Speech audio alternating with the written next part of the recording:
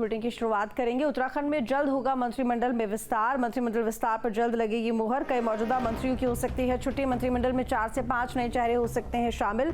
तो मंत्रिमंडल विस्तार उत्तराखंड में जल्द हो सकता है। सुगबुगाहट तेज है और ऐसे में उम्मीद भी है कि मुख्यमंत्री धामी दिल्ली भी जा सकते हैं। तो जल्द ही लिस्ट सामने आएगी क्योंकि 5 पद पहले से ही खाली हैं। तो ऐसे में कुछ यहाँ पर नए एंट्री हो सकती है और कुछ ऐसा भी है जो पुराने मंत्री हैं उनको बदला जा सकता है, उनकी जगह नए चेहरे शामिल हो सकते हैं। तो यहाँ पर ऐसी उम्मीद है कि 4 से 5 नए चेहरे हो सकते हैं शामिल।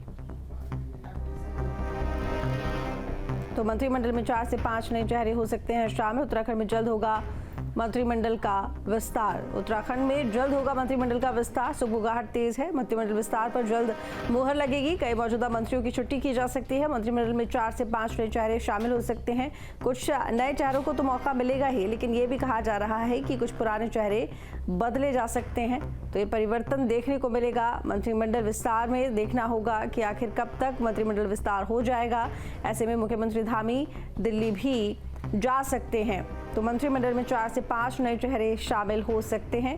हालांकि आपको बता दें कि अभी कुछ दिनों पहले मुख्यमंत्री धामी दिल्ली गए भी थे। जब वो मुख्यमंत्री धामी दिल्ली गए तो उस समय यही बात सामने आई थी कि मंत्रिमंडल विस्तार की चर्चा के लिए ही शायद वो दिल्ली गए हैं। ऐसे में एक बार फिर ये कहा जा रहा है कि दोबारा वो जा सकते हैं क्योंकि आखिरी जो मुहर है वो दिल्ली से लगेगी कि आखिर मंत्रिमंडल में कौन कौन शामिल होगा। तो ऐसे में ये भी उम्मीद है कि युवा चेहरों को मौका मिल सकता है मंत्रिमंडल में शामिल होने के लिए। तो कई मौजूदा मंत्रियों की हो सकती है छुट्टी, यानी कि जो पुराने मंत्री हैं उनको बदला जा सकता है, नए मंत्री एंट्री ले सकते हैं।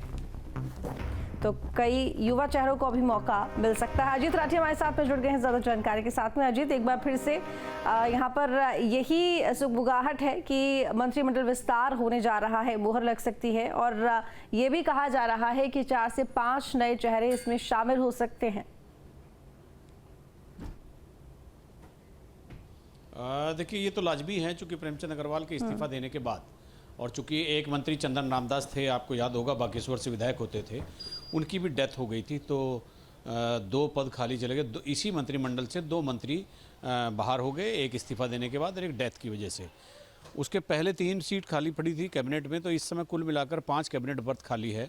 और कुछ विभाग ऐसे होते हैं कि मुख्यमंत्री की व्यवस्था इतनी होती है कि मुख्यमंत्री सारे काम नहीं कर सकते। जब प्रेमचंद अग्रवाल का इस्तीफा हुआ तो तब से तय था कि मंत्रिमंडल विस्तार होगा, रिसफलिंग भी होगी। इस रिसफलिंग के लिए यहाँ पर इंतजार हो रहा है। अभी जो एक नई सूचना मिल रही है कि इसमें 10 से 15 दिन लग सकते हैं। और जो विधायक दावेदार हैं उन्होंने दिल्ली में डेरा डाल लिया है। ऐसे दिल्ली जाने वाले भाजपा के विधायकों की संख्या 1 से 1.5 दर्जन तक है। और वो कुमाऊं हो, मैदान हो, गढ़वाल हो, तो वो सब जगह से विधायकों ने जहाँ जहाँ उनका संपर्क हो सकता है, जहाँ जहाँ उनकी सुनवाई हो सकती है, वहाँ जाकर वो अपनी बात रख रहे हैं। मुख्यमंत्री भी आज थोड़ी देर पहले दिल्ली रवाना हुए हैं, लेकिन वो एक निजी समारोह में शिरकत करेंगे। इस दौरान अगर उनकी किसी बड़े पार्टी नेता से बात हो जाती है तो वो अलग बात है, लेकिन वो एक निजी रूप से एक निजी कार्यक्रम में भाग लेने के लिए गए हुए हैं।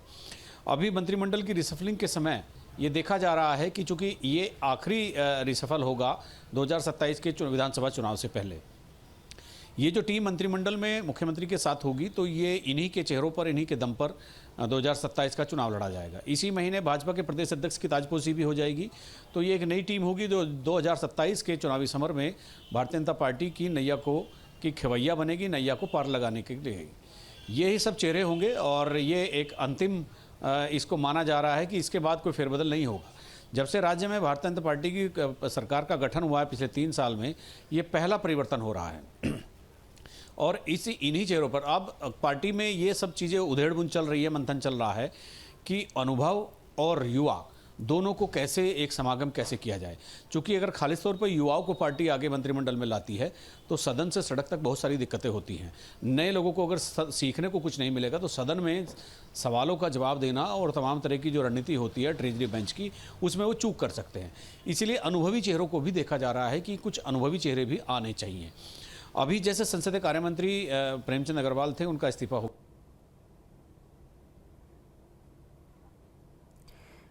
अजीत, मेरी आवाज मिल रही है?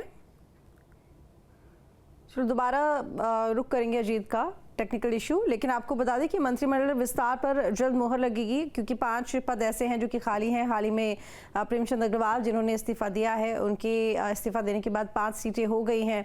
ऐसे में नए चेहरों को तो जगह मिलेगी ही, लेकिन इसके साथ ही यहाँ पर शफलिंग भी होगी। देखना होगा क्या फेरबदल होता है। हालांकि ये भी जानकारी मिल रही है कि युवा चेहरों को मौका मिल सकता है। अजीत, मेरी आवाज़ मिल रही है आपको? जी जी ये भी जानकारी मिल रही है कि इस बार जो नए चेहरे शामिल होंगे उसमें जो प्राथमिकता दी जाएगी वो युवा चेहरों को दी जाएगी। बिल्कुल, देखिए चूंकि मुख्यमंत्री खुद भी युवा हैं और युवा मुख्यमंत्री के तौर पर उनको जाना जाता है, उनकी कोशिश रहेगी कि युवाओं को कैबिनेट में शामिल कराया जाए। युवा जिस तरह से, जिस ऊर्जा से काम करेगा तो उतनी ही सरकार की वाहवाही भी होगी, लेकिन अनुभव अपना काम करता है। अगर मंत्रियों के पास अनुभव नहीं होगा और युवा होंगे तो पहली बार मंत्री बनेंगे, सदन में बहुत सारी रणनीति होती है, बहुत सारी डिप्लोमेसी होती है, उसमें दिक्कत हो सकती है।